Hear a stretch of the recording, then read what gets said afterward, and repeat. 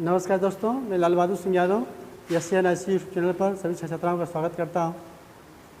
और आज कक्षा 10 यह पाठ चल रहा है बेल्जियम की साझेदारी। सत्ता में साझेदारी की एक पार्ट है, भाग है बेल्जियम की साझेदारी, है ना। बेल्जियम की साझेदारी नहीं होगा, यहाँ पर समझदारी होगा, ठीक है ना। साझेदारी तो ठीक है, लेकिन यहाँ पर समझदारी। बेल्जियम की समझदारी, समझदारी, ठीक है ना। बेल्जियम की समझदारी। एकदम शांति बना के बैठो बच्चों।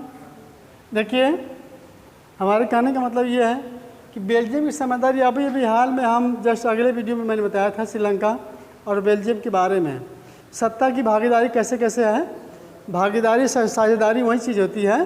कहने का मतलब ये है कि बेल्जियम की साझेदारी का मतलब कि 74% जो है फ्रेंच बोलने वाले, है ना।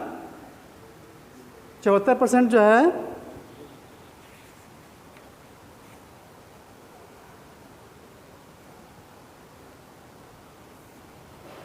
ठीक है ना, वहाँ पर फ्रेंच और डच बोलने वाले हैं। दोनों की संख्या लगभग वह ब्रुसेल में तो 80% फ्रेंच बोलने वाले हैं, शेष जो है कि वो डच वाले हैं। और ये भाग जो मैंने बताया था, इसमें फ्लुएमियम में जो है 59% जनसंख्या जो है यहाँ पर अधिक मात्रा में डच बोलने वाले हैं, ठीक है ना, हमने ये बताया था। और बेलोनिया में जो है अधिक से अधिक फ्रेंच बोलने वाले हैं, डच और फ्रेंच दोनों बोलते हैं। और इस साइड में जो है जो जर्मनी वाले भाग के साइड में जो चित्र में बताया गया है, उसमें जर्मनी भाषी लोग अधिक मात्रा में है। इसमें कहने का मतलब यह है कि सत्ताधारी के रूप में बेल्जियम में डच और फ्रेंच भाषी लोग में जो वाद विवाद चल रहा है, और सत्ता में भागीदारी के लिए विवाद चलता है। सत्ता में आना चाहता है कि कौन जो अधिक सबल होगा, जो अधिक लोग संख्या में होंगे, ठीक है ना। अब देखिए, बेल्जियम सत्ता में समझदारी का काम यह किया है 1970 से 1993 के बीच में, यह जो 4 संशोधन किया है संविधान में, ठीक है ना। 1970 से 1993 के बीच में यह अपने संविधान में, है ना, संविधान में 4 संशोधन किया है। कितना? 4 संशोधन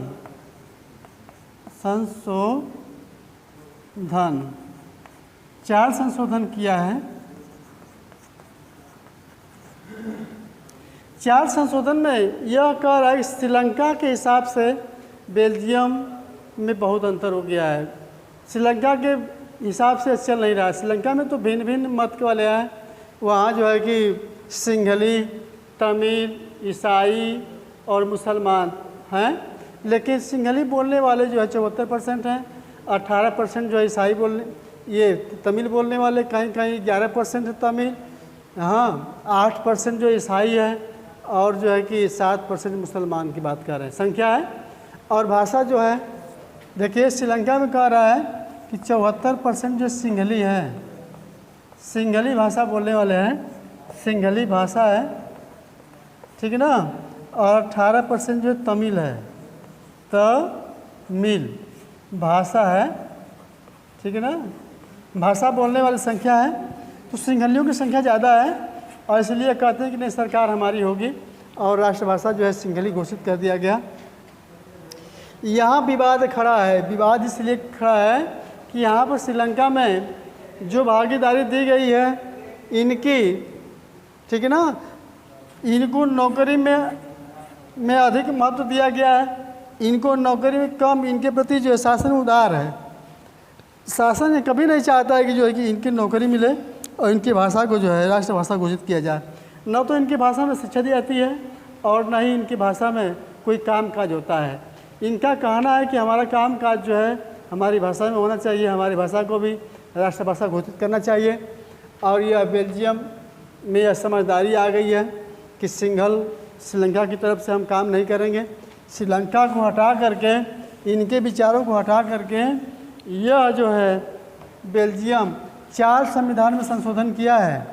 यह कह रहा है कि हम यदि हमारे बीच में जो तमिल है, ठीक है ना, हमारे बीच में जो फ्रेंच हैं, देख लो, इसमें डच है और फ्रेंच, अधिक मात्रा में 2 ही है, फ्रेंच है, डच है, और कुछ लोग जो है जर्मन भाषी हैं। कौन है?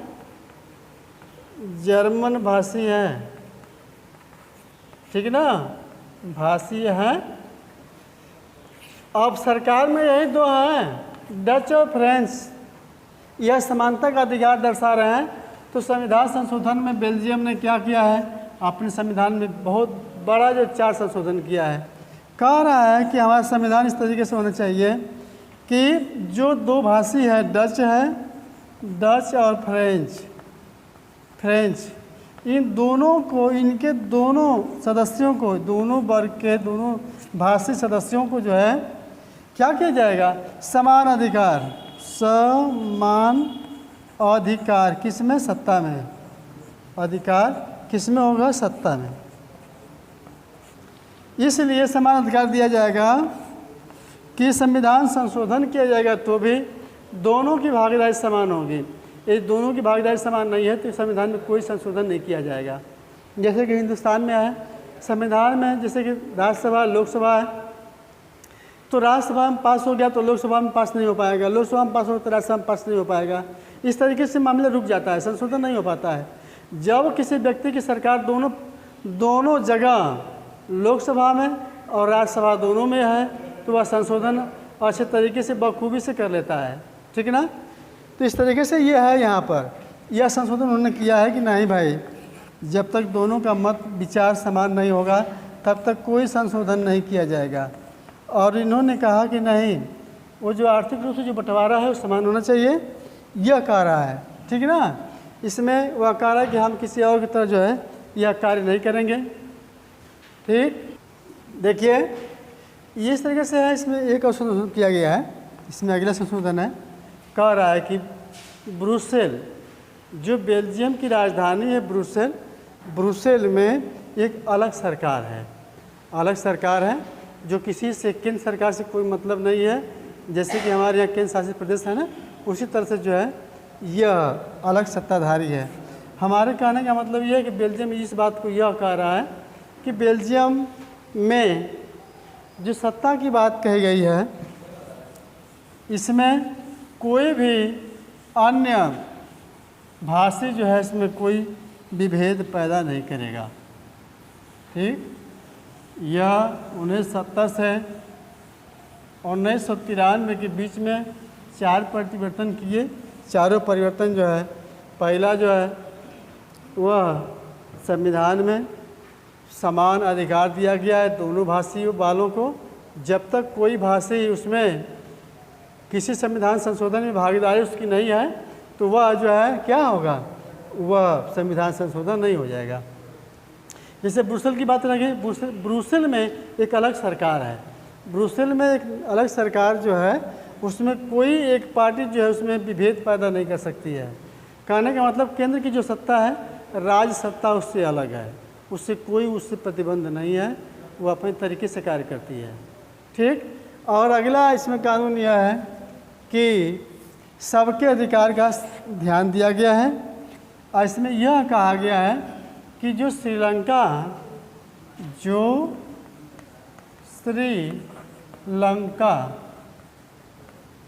श्रीलंका का संविधान है,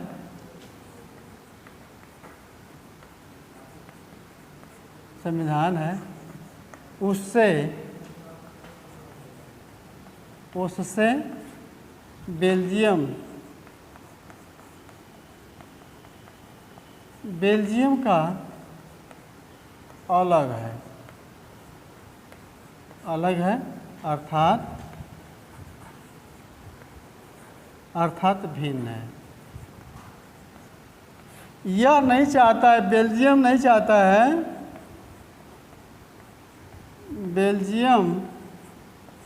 चाहता नहीं चाहता है कि, या बेल्जियम नहीं चाहता है कि श्रीलंका की तरह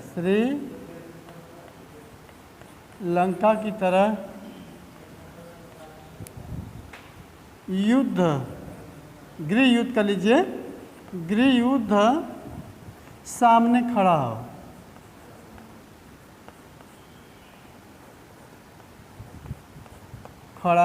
हो, क्योंकि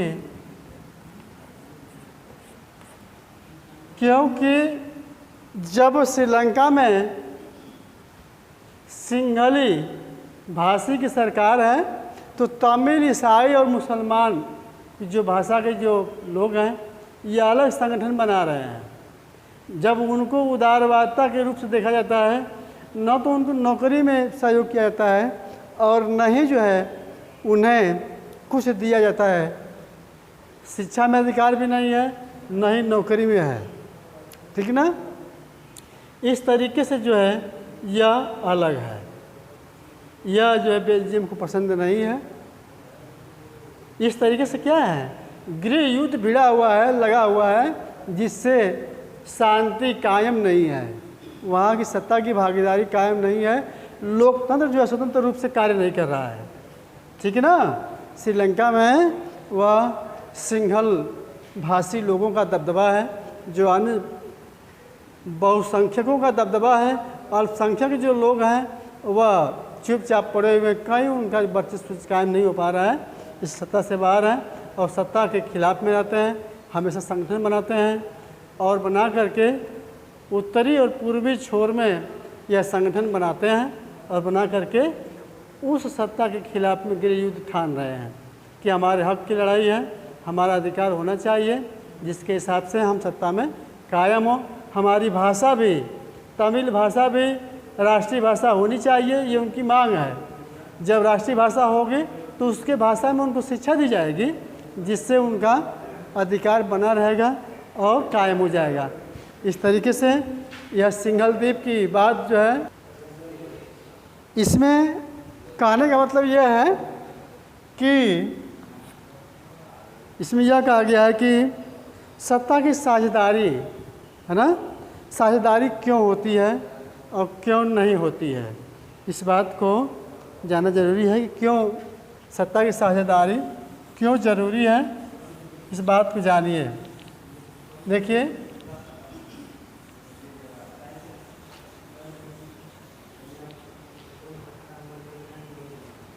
सत्ता की साझेदारी, सत्ता की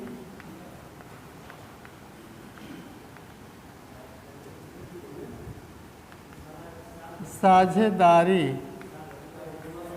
सत्ता की साझेदारी क्यों जरूरी है।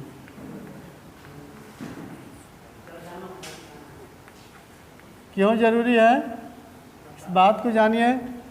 सत्ता की साझेदारी इसलिए ज़रूरी है, जैसे हम बता रहे हैं, नंबर 1 पॉइंट कि सत्ता की साझेदारी इसलिए ज़रूरी है कि सत्ता में अलग अलग वर्ग, अलग अलग भाषी लोग हैं, यदि उनको सत्ता में शामिल नहीं करेंगे तो निश्चित रूप से वो जो है क्या करेंगे, वो विवाद पैदा होगा, आशंका बनी रहेगी, जिससे कि आगे चल करके वह राजनीति में और देश के संचालन में वह क्या होगा, हमेशा रोड़ा पड़ता रहेगा, अस्थायी रूप सरकार नहीं बन पाएगी।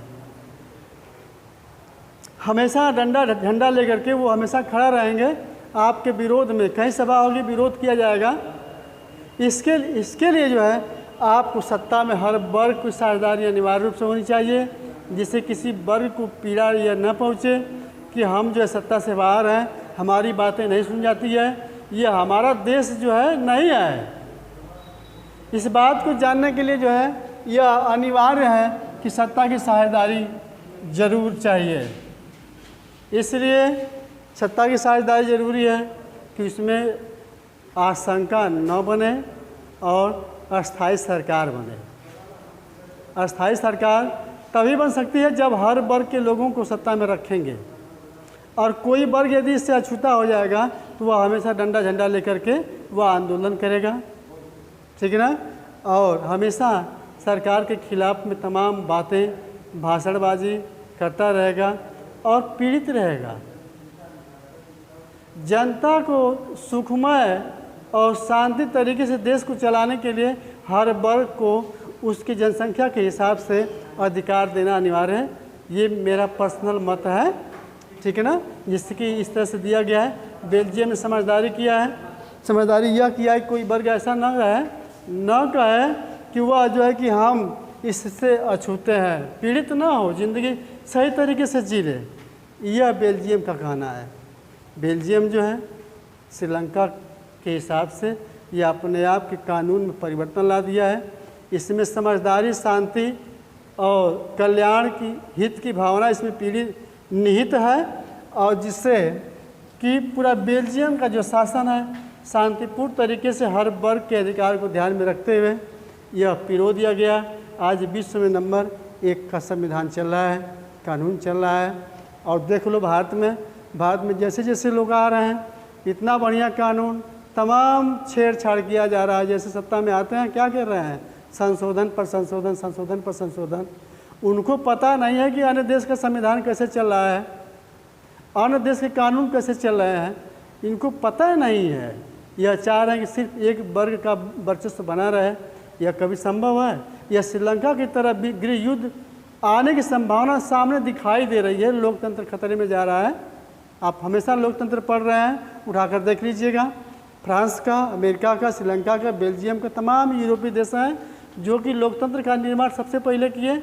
और आज जो हिंदुस्तान विश्व का सबसे नंबर 1 का संविधान है, जिसको छेड़छाड़ करके जो है एक वर्चस्व वर्ग का, जैसे कि पहले बेल्जियम का था, बेल्जियम भाषी आधार पर डच वालों ने, है ना, वह सत्ता में आया। जैसे श्रीलंका का सिंहलई भाषी लोग जो है सत्ता अधिकार जो कायम किए हुए हैं, तमिल, है ना, ईसाई और मुसलमान जो आज उनके शासन से पीड़ित हैं, जो बाहर हैं, है ना, उदार हैं, जो कभी अपने शासन से खुश नहीं है। इस तरीके से हिंदुस्तान में भी बहुत जल्द ही यदि इस तरीके से होगा तो निश्चित रूप से कुछ न कुछ जनता में आक्रोश पैदा होगा और गृह युद्ध निश्चित रूप से हो जाएगा। इसी पर जो है सत्ता की साझेदारी में हर वर्ग की भागीदारी जरूरी है और सबको जिस तरीके से दिया गया है उसको रहना अनिवार्य है। इसी पर आज का वीडियो मैं समाप्त करता हूँ। मुझे आशा है कि आपको यह बात हमारी समझ में आ गई होगी।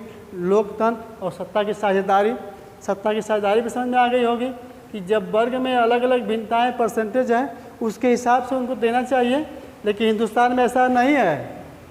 इसमें समान अधिकार सबको दे दिया गया है, हर वर्ग को समान अधिकार है। यह नहीं है कि नहीं जो किसी एक वर्ग विशेष को दिया गया है, जिसकी संख्या कम है उनका जो कम ही अधिकार है।